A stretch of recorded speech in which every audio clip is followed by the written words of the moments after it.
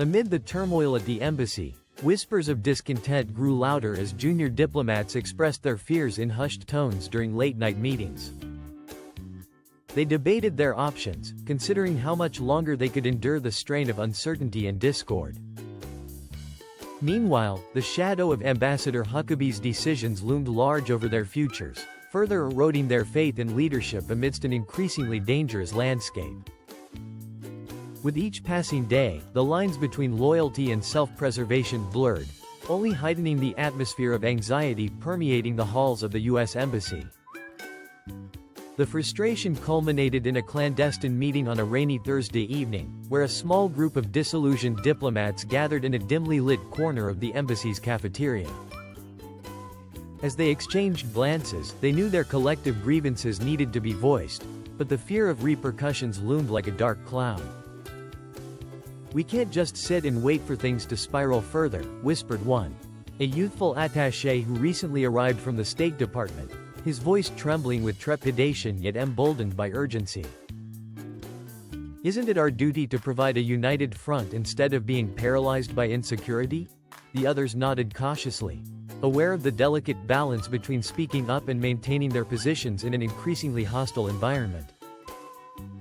"We owe it to ourselves and our colleagues to stand together," the attaché continued, his words growing stronger as the weight of their silence pressed down upon them. "If we don't advocate for change, we risk losing not only our integrity but also the trust of those we represent." The group exchanged pensive looks, contemplation deepening as they recognized the gravity of their situation. "Let's draft a letter expressing our concerns, a unified message that demonstrates we are still committed to our mission," suggested another, older diplomat, her voice steady despite the tension enveloping them.